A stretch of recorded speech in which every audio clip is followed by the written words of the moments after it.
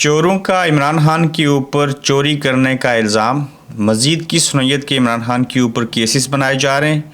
नवाज़ शरीफ साहब ने एक मरतबा फिर से अवाम से जो है वो गिला किया है। पाकिस्तान से हज पर जाने वाले लोग जो हैं वो कत्ल किए जा रहे हैं। पुलिस के घर में ही चोरी हो गई। आखिर ऐसे क्यों हुआ? आज की इन अहम खबरों के ऊपर आपसे बात करेंगे। अस्सलाम वालेकुम, आप देख रहे हैं गोरखतंदा अबरार कुरैशी। आपसे मुखातिब हूँ इमरान खान, जो कि जेल में असीर हैं। उनके ऊपर जब जेल में गए थे तो 200 FIR थी। अदालत के हाथे से उनको गिरफ़्तार किया गया था। फिर साने 9 मई हुआ। फिर कहा गया नशा करता है, जेल में नहीं रहेगा, डील कर लेगा, भाग जाएगा, सारी चीज़ें होंगी। फिर इन चीज़ों के लिए इमरान खान को मुल्क से बाहर भेजने के लिए, खामोश करवाने के लिए न सिर्फ मज़ीद केसेस बनाए गए बल्कि ऑफ़र्स भी की गई। इमरान खान जो थे वो ठहर गए, उन्होंने क़याम किया, वो किसी भी बात में ना आए। तो इसके बाद क्या हुआ कि अब जब इमरान खान की पॉपुलैरिटी इतनी है, आपने एक तस्वीर देख ली, उसका लोगों ने कोहराम मचा दिया सोशल मीडिया के ऊपर। तो अब इनको समझ नहीं आ रही कि जिसके ऊपर 200 FIR की थी, जिसकी बेशतर केसों के अंदर ज़मानतें हो चुकी हैं, अदलिया बोल उठी, जज बोल उठे, मीडिया खड़ा हो गया, अवाम पहले से खड़े थे, तो इसको कैसे ज़ेर किया जाए। इससे कबल पहले से इमरान खान के ऊपर जो केस थे उसमें तोशाखाना था, ज़मानत हो गई थी अबूरी। फिर जो उसके बाद अलकादर ट्रस्ट वाला केस था, उसमें भी इमरान खान साहब को ज़मानत मिल गई।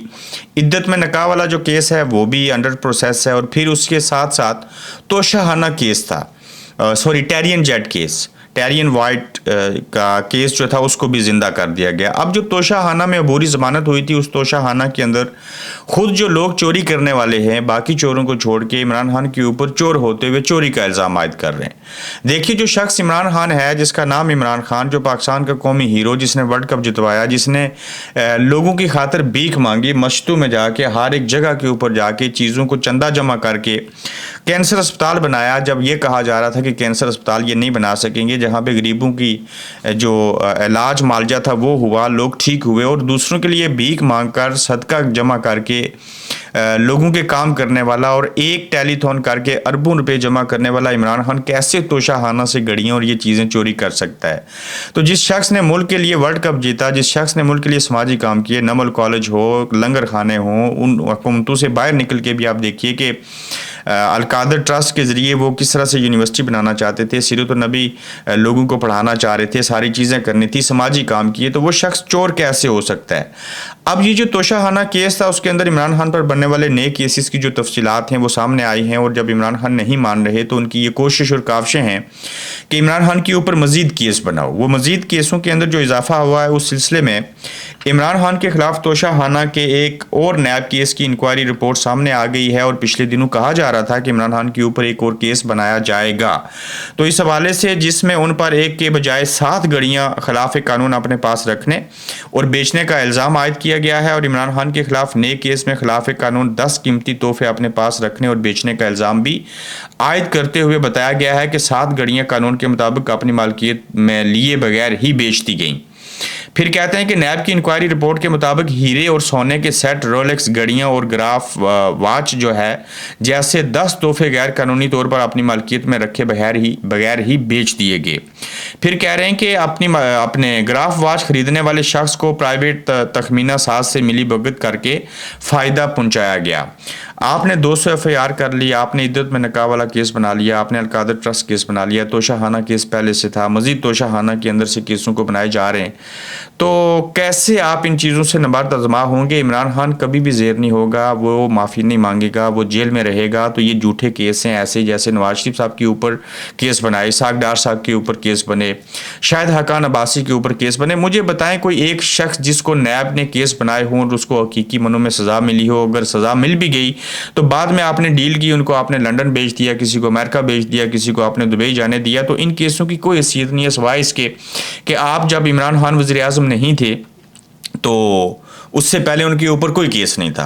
जब वो पाकिस्तान के वज़ीर आज़म बने तो यही वज़ीर आज़म कत्ल भी होते हैं, इनको फांसी भी लगाया जाता है, इनको गोली भी मारी जाती है और फिर उनके ऊपर केस बनते। तो क्या वज़ीर आज़म पाकिस्तान बनना इतना बड़ा जुर्म ठहरता है कि उसके बाद इंसान के ऊपर 200 FIR और इस तरह के भयानक केस आ जाते हैं?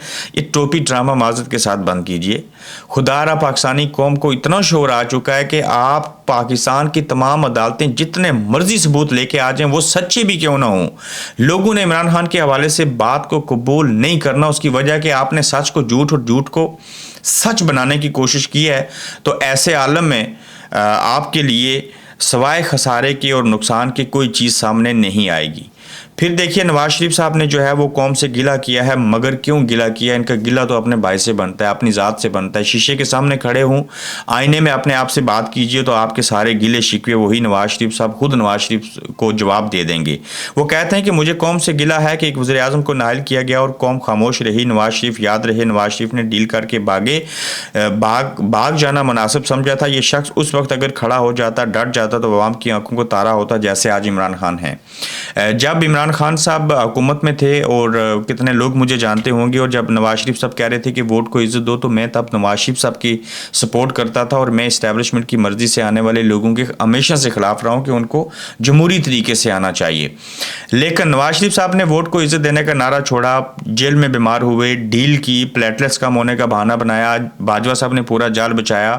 میرے ٹاک شو میں اسحاق ڈار صاحب نے کہا تھا کہ مجھ سے 2 اسٹار اور 3 اسٹارز نے معافیاں مانگی ہیں, میں نے خود وہ چیزیں ساری دیکھی.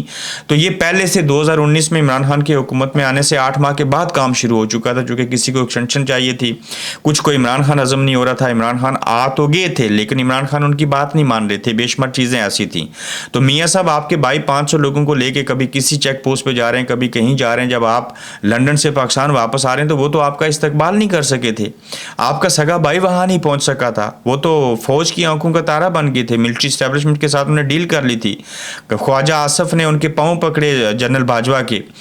پھر آپ دیکھیے کہ لوہے کے چنے چپانے والی باتیں آپ نے کی, ووٹ کو عزت دینے کی باتیں کی, لیکن آپ کے بھائی تو ڈگی میں بیٹھ کے جو ہیں وہ اسٹیبلشمنٹ سے میٹنگز کرتے رہے رات کے اندھیرے میں.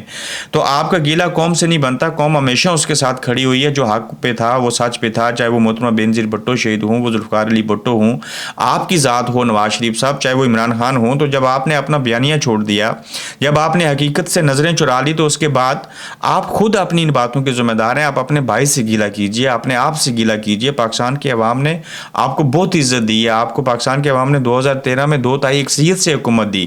پھر آپ دیکھیے کہ عمران خان صاحب کی جب حکومت تھی تو مریم نواز شریف صاحبہ کے جلسے دیکھ لیجئے, جب ووٹ کو عزت دینے کی بات تھی تو اپنے لانگ مارچ دیکھ لیجئے. عوام نے ہمیشہ آپ کو سر آنکھوں پہ بٹھایا اور تمام لوگوں کو سانپ سونگ گیا تھا. جب آپ نے اس وقت کے آرمی چیف اور اس وقت کے DGISI جو تھے جنرل فیض حمید اور جنرل باجوہ کا نام گجرانوالہ کے جلسے میں لیا تھا کہ انہوں نے میری حکومت ختم کی, آپ ٹھیک کہہ رہے تھے, اس میں کوئی دو رائے شامل نہیں ہے. تو جب آپ اپنی باتوں سے پیچھے ہٹ کے, تو لوگوں نے آپ کے اندر سے سیاسی روح نکال دی.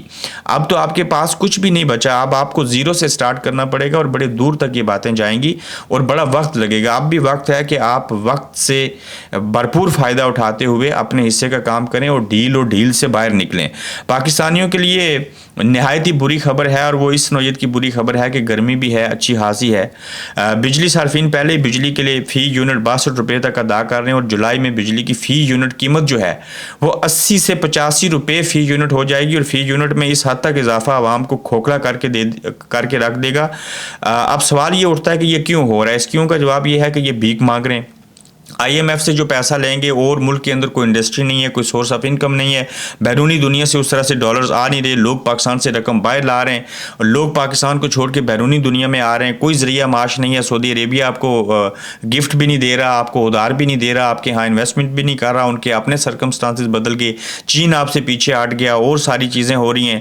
بلکہ اس سے جو روس کے ایک سٹیٹ ہے کازخستان کے اندر جو اسٹوڈنٹس کے ساتھ ہو رہا ہے, میں اگلے ایپیسوڈ میں اس کے اوپر بھی بڑی تفصیلی بات کروں گا. تو لہٰذا پاکستانی قوم کو چاہیے کہ یہ 62 روپے پہلے سے عذاب تھا, اب 80 سے 85 روپے فی یونٹ بجلی جائے گی, آپ تو ایک پنکھا تک نہیں چلا سکیں گے. تو ایسے عالم میں آپ کشمیریوں کو دیکھیں, جس طرح سے انہوں نے احتجاج کیا, 3 روپے فی یونٹ ان کو بجلی ملی. نو ڈاؤٹ کہ ان کو ریلیف ویسے بھی ملنا چاہیے تھا, چونکہ بجلی پانی سارا یہیں سے استعمال ہو رہا ہے. مگر آپ احتجاج کر کے KPK کے لوگوں کی طرح, پشتونوں کی طرح, باقی لوگوں کی طرح سڑکوں کے اوپر باہر نکلیں, تو حکومت کی ایسی کی تیسی یہ کیسے فی یونٹ جو ہے وہ 80 سے 85 روپے سیدھا 62 سے لے کے جا سکتے ہیں, کیونکہ یہ تو 62 بھی جو ہے وہ افورڈ کرنے کے قابل نہیں ہے. تو لہٰذا بولیں, کشمیریوں کی نقل کریں, باہر نکلیں, اپنے حق کے لیے آواز اٹھائیں, ورنہ یہ لوگ آپ کا کچمر نکال دیں گے. تو آپ کس بات کا صبر کر رہے ہیں؟ اور کیا آپ کے اوپر کو قیامت آئے گی؟